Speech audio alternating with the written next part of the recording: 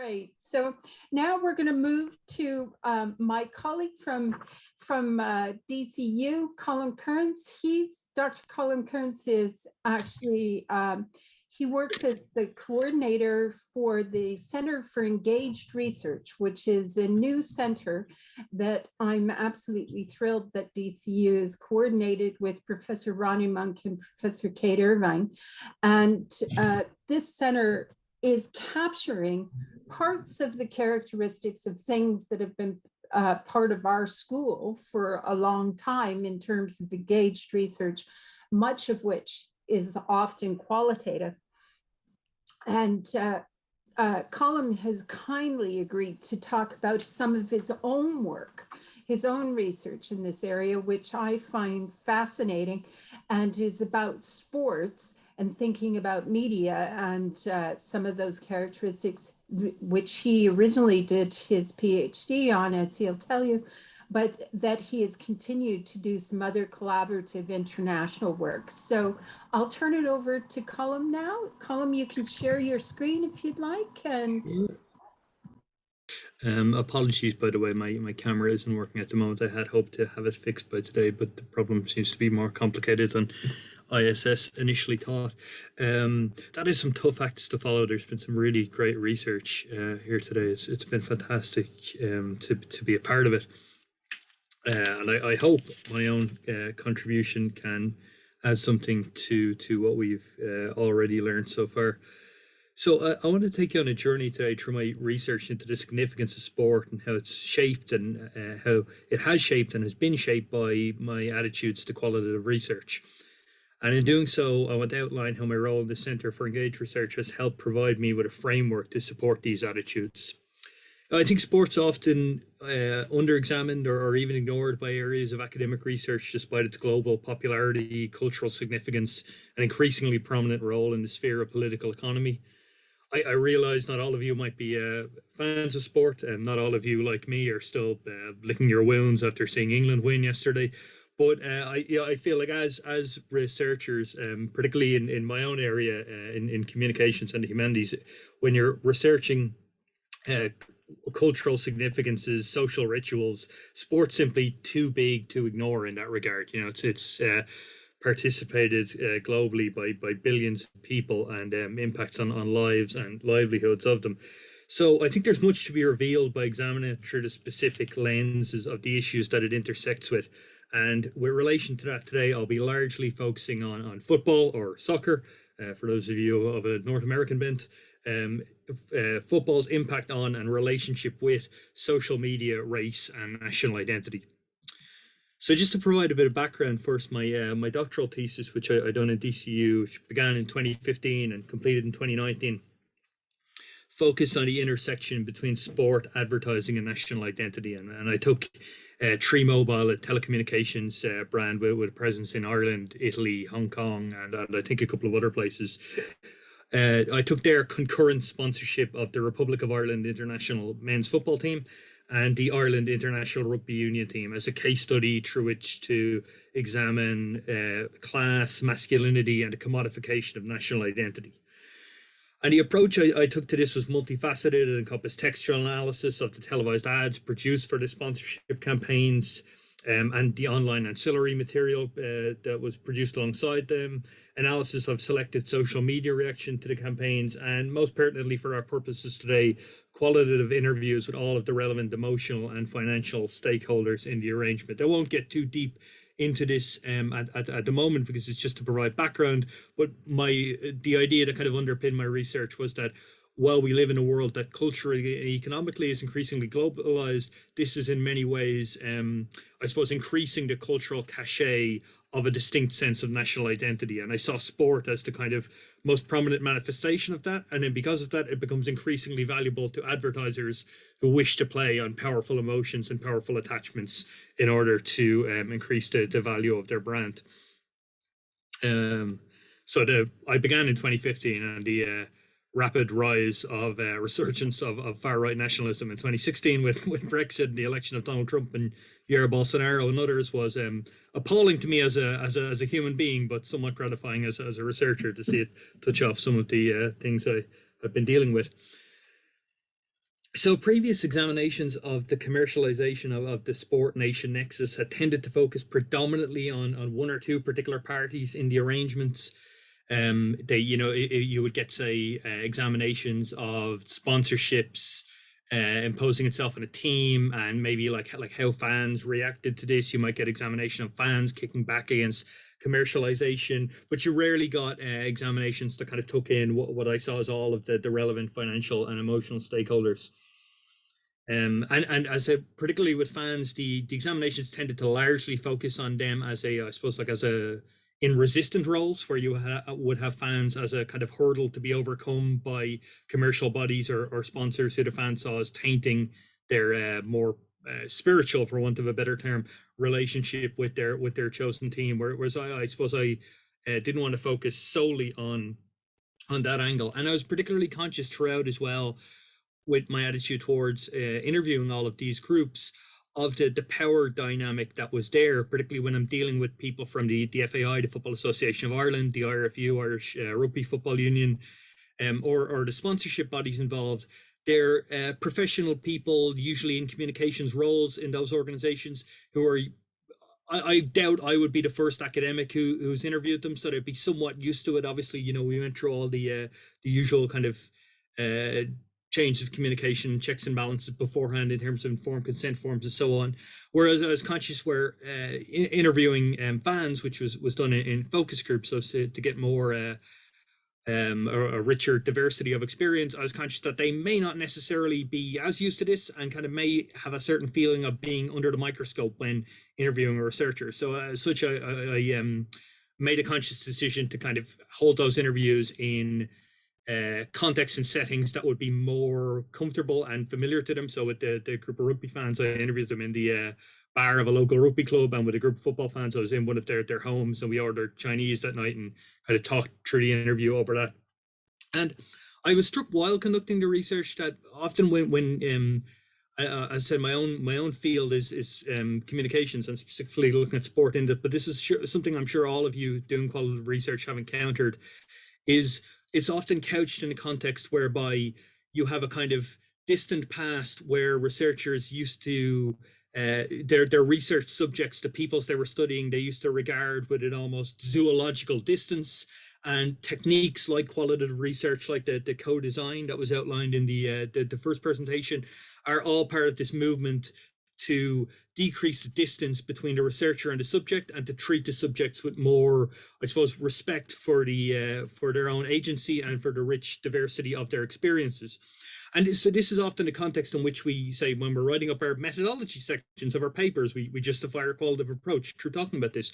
But I was struck by how pervasive those older attitudes still are during my research. I was at a seminar. I won't go into too much details for fear of identifying who the speaker was, but they were talking specifically about the viral videos which had emerged of Ireland football fans during UEFA Euro 2016. You may be familiar with them. A lot of fans doing kind of, I suppose, carnivalesque revelry, chanting together, cleaning up the streets, and so on.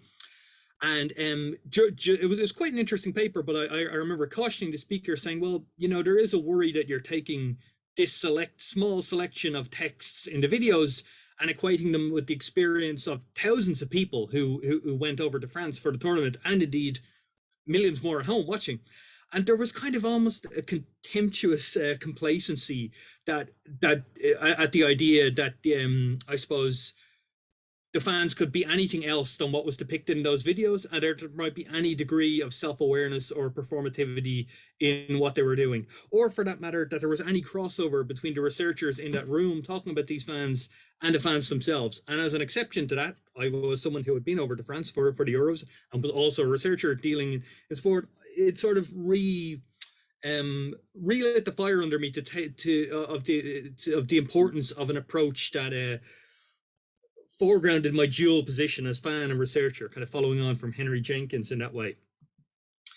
So then this that research, as I say, concluded in 2019, and last year I attained a position in the new Centre for Engaged Research in DCU, and this was kind of a revelation for me, because it suddenly sort of brought together a framework for these personal principles I had before in my research. So it's part of a movement that's coming to the fore in Europe and elsewhere, aligning with areas of participatory research such as citizen science, RRI, responsible research and innovation, and public and patient involvement, which mentioned earlier, PPI.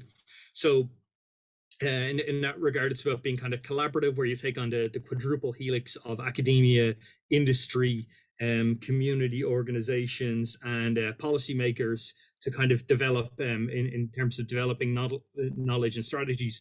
It's change orientated. It's not about gathering information for information's sake, but gathering information for the ultimate betterment of society and for the groups you deal with.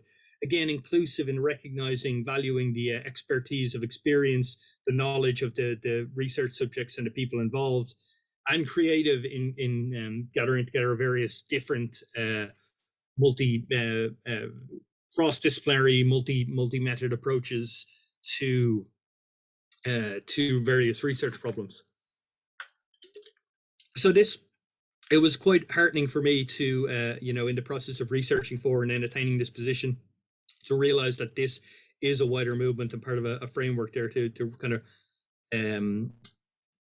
make qualitative research subjects ultimately more involved and further erase that distance between researcher and subject.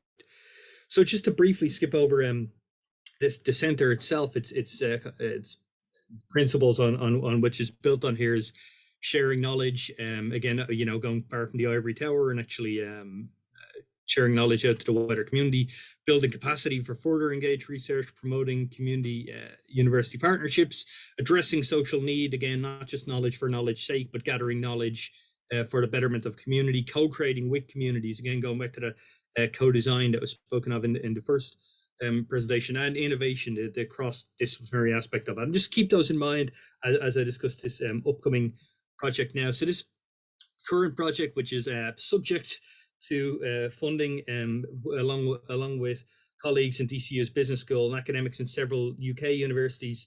I'm part of a project proposed to the UK Arts and Humanities Research Council. We'll hear whether or not we got the funding in July 2021, so fingers crossed, knock on wood. But specifically, we're looking at online hate speech surrounding major football tournaments. We're looking at Twitter hate speech over the course of the UEFA European Championships, both men and women's tournaments, from 2008 to 2022. And this period was specifically chosen because it parallels the rise of social media as a space for football discussion and consumption, as well as major socio-political transformation in Europe. So Brexit, the economic crisis, the resurgence of right-wing nationalism mentioned earlier. Also with regard to us both taking on the men's and women's tournament, the last decade has seen an enormous growth in women's football, women's sport more widely. So again, it'll be interesting to see as part of that data set how the discussion around those tournaments changes over the course of that period of time. And while this project involves cutting edge quantitative analysis of Twitter data, it will also involve significant qualitative analysis, but of selected social media hate speech in order to kind of build a lexicon of the kind of rhetorical strategies that are used in spreading this hate speech. But also interviews with members of grassroots anti-racism organizations in order to, I suppose, get their experience of how the rise of social media as a platform for hate speech and as a platform for specifically in this case hate speech in and around sport has affected their role and their work over the last decade or so. So in sum, the aims of this project are as follows here: to investigate the relationship between online hate and football and how that relationship shaped and policed through social media, understand, identify fault lines and flashpoints of this relationship, what issues, like it goes what I'm talking specifically about race in this for the purposes of brevity and conciseness in this presentation, but we're looking at gender and sectarianism as well, how they become focal points for policing national identity and subsequent hate online. Developing a data set that accrues online hate occurring during the 8 tournaments from the period examined, analyze the data set, categorize key developments of football in the rhetoric and discourse of this online hate speech, conduct a network analysis of the data set in order to identify the key actors and influencers in football online hate speech. And this is something that ties in with previous research into this, which has found that despite the volume of I suppose, social media content and social media hate speech being generated, often at the center of previous studies, you have found particular key actors that are involved in, it's hugely influential in spreading this hate speech. It's not entirely grassroots, as it were. It's very much being directed by key people involved, and we want to examine that. To develop from the findings a marketing communications policy for combating online hate in football context, and to develop machine learning and deep learning classifiers for training data sets for identifying hate speech on social media. And key to realizing this aims is a grounded approach to meticulously analyzing qualitative data in order to ensure that the anti-racism organizations we interview are a part of developing the strategies emerging from this project, rather than a mere appendage or data set in themselves. So true to the engaged research ethos, we intend them to be research partners rather than research subjects.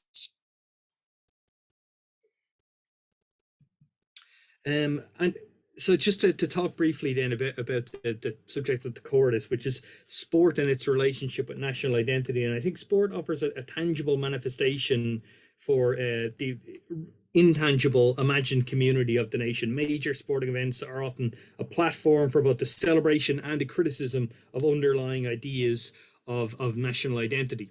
An increasingly diffuse and culture and media landscape, major sporting events are sometimes the only moments of national unity, or rather a perceived national unity, where it feels like an entire national community is not only focused on one particular event, but also has largely the same desire involved, i.e. wanting to see their country's team win.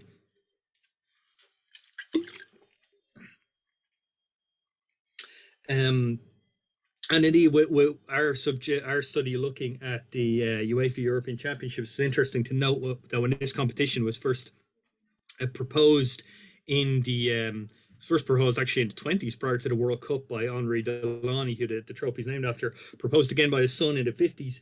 And at the time, a UEFA official, Ottorino Baresi, opposed the founding of the Euros, as he thought it would inflame nationalistic spirit, this being only a decade after World War II. And we can see so far in this tournament, for anyone who's been watching, that it very much has done so, but has also inflamed debates within nations, so such as the arguments over the English players taking the knee in protest to racial injustice, and the issue concerning Hungarian anti-LGBT policies and Germany's reaction to it in their group stage match. So what I wanted to show you here is just when it comes to this idea of sport as a moment of perceived national unity, a moment that makes this intangible idea of national identity briefly tangible. If we just look at the figures for the most watched televised events in Ireland over the last few years, we see here for 2016, we see again the Republic of Ireland's football team in the UEFA Euro 2016, featuring highly along with the All-Ireland football and hurling finals. 2017, again, the All-Ireland finals, the Republic of Ireland's World Cup qualifying matches, as well as the rugby team Six Nations matches. Again, 2018, we see like the Six Nations and the All-Ireland GA matches featuring there. 2019, again, more the same here. And even 2020, when the sporting calendar was upturned by COVID, we still see them featuring very heavily across it. Throughout this, you've probably noticed, and it's probably very confusing to an international audience, what exactly the Late Late Toy Show is, which is continually the top watch program in Ireland each year. It's worthy of much study in itself as a kind of phenomenon and cultural ritual. But we'll park that for the time being. But this is just to show, I suppose, that as our media landscape becomes increasingly diverse, and there's very few of these moments where national communities are drawn together on singular events, sport continues to figure as one thing that still does that. And key to this is this idea of vortexuality, which Gary Wannell kind of used to describe sport becoming too big to ignore, dominating the headlines, where even areas of the media that don't typically talk about it are drawn into those, drawn into discussing it. As he said, the media agenda is compressed, and other topics either disappear or have to be connected to the vortexual event. On the right there, I've just got a selection of the the French press in the wake of their winning the World Cup 3 years ago, as an example of that.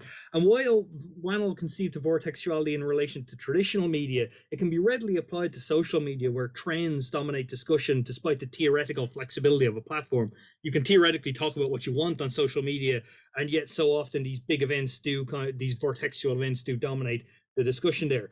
And in fact, we can see kind of social media platforms actively try to get on this with Twitter and the ongoing tournament, using the incongruously American phrase, every play can be a tweet.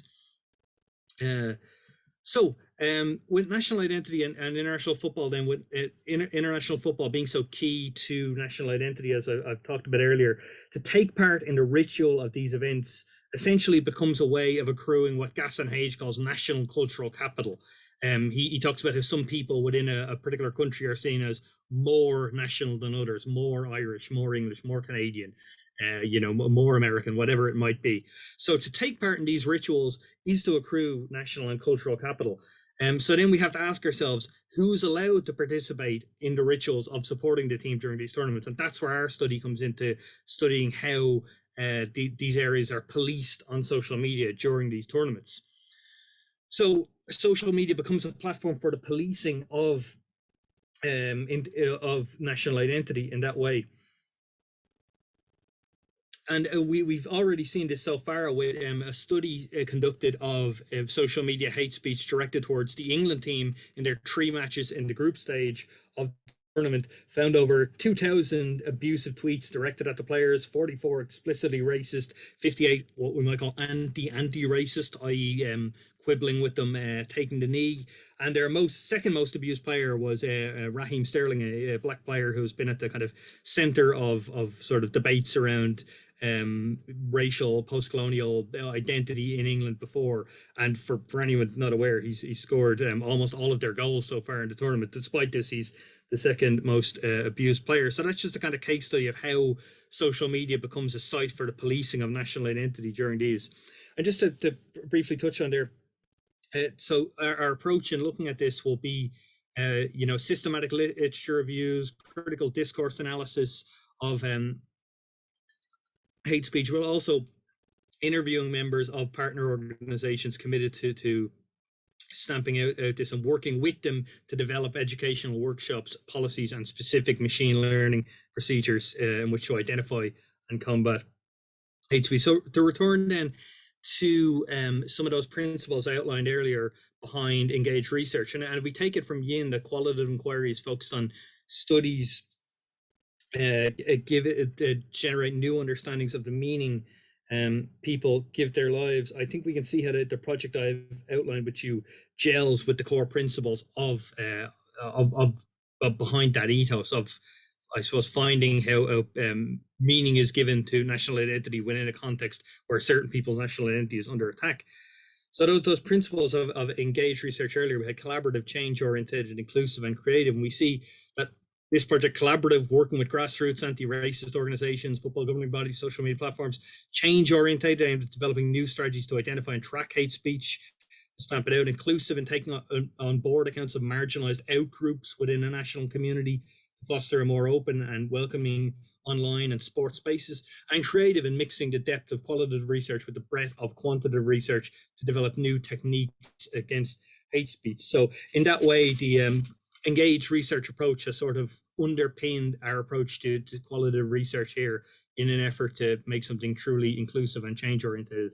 So I will leave it there. Apologies if I went slightly over time, but I hope it has been an enlightening 20 minutes or so. No, this is great. It's wonderful. And it's very interesting. Like so many of us, I think I have a 15-year-old who is actually enthralled with the Euros at the moment. So, and in fact, some of the games have been amazing to watch, even for a non-football person watching. My partner actually said that the France-Switzerland game should become an icon for anybody who knows nothing about football to watch. And then my 15-year-old said, and it's relevant to your research, he said that he was afraid that the French player who missed the penalty was going to suffer from racial hate. Kylian Mbappe. And Well, it's very yeah, interesting because Mbappe he kind of burst onto the scene in the last World Cup, which France won. He's a very popular figure in France going into the tournament, but he has had to kind of navigate those areas between being seen as too black to be properly French, as it were. So his father is his sort of like agent and go to, he was recently interviewed by a journalist who talked. He's spoken out before Mbappe has about police brutality, and the journalist put it to him that police brutality in France disproportionately affects young men from his background, i.e., people of color from the banlieues. And his father instantly shot down, Mbappe's father shot down this question because he was worried about Mbappe being drawn too closely into these debates. He can kind of approach them and try to affect change, use his platform, his position, but he has to remain a certain distance so that he isn't disowned by I suppose by the people who would police national identity in France and deem someone who would speak about police brutality to that degree to be un-French or whatever. My cousin actually lives in Brittany, and he was saying Paul Pogba, who has attracted a lot of the criticism, again, another black player who's seen as kind of criticized being too flashy and so on, has attracted a lot of opprobrium in the wake of their loss to Switzerland, despite being one of the better players on the pitch, in my opinion, for the 120 minutes there. But he kind of becomes a lightning rod for these issues in that way. So it's just fascinating how these play out. it's also interesting to bring in like another country when we're thinking about France as opposed to the UK. Although Justin asked the question if you had any racism about, or any comments about racism in the GAA. For those of you who don't know, that's the Gaelic Athletics Association, so the Irish sports. Well, our research obviously doesn't specifically pertain to that, but I do think it's certainly an interesting area that's ripe for study, because it sort of feels like GA is kind of positioned as this, how would you put it, like this Irish cultural touchstone. So you have stuff like, when visiting dignitaries come over, they'll be pictured holding a hurley stick as if to say like, hey, look, there, you can't get more Irish than this. And then you often have figures like, when I think it was when like Unpust released say stamps a couple of years ago to mark the I suppose with the presence of what's called the new Irish of immigrant communities within Ireland. The images were like a female Asian Irish Gardaí. I think it was a black, like a Lewis driver, a bus driver, and another one was of, I can't remember the race of the person involved, but they were playing hurling. So it's continually invoked as this image that I suppose has the potential to kind of serve as this metaphor for like, hey, here's how integrated these communities are becoming. Look at these non-white GA players there. But like all of these situations, the reality is inevitably much more complicated, I'm sure, beneath the kind of PR side of just highlighting the success stories. And it's definitely something worthy of study. And unfortunately, it just for brevity and focus more than anything else, we're limiting ourselves to football in this particular tournament or set of tournaments. But I definitely think there's research to be done. You're setting yourself GA in that regard. You're setting yourself up for future studies, I think. Yes, I think there's and that's part of just finishing your PhD a couple of years ago. We're going to line them up for you so that you can do loads more. So thank you so much, Colm. This is fascinating work, and I look forward to hearing more and more about it, and potentially working together on the toy show one. I'd love to do that. That's the white whale of Irish academia research. I think you're absolutely right. My immediate thought was there's a study, a qualitative study, a really good one there. So, okay, thank you, Colm, you so much, and thank you everyone for listening.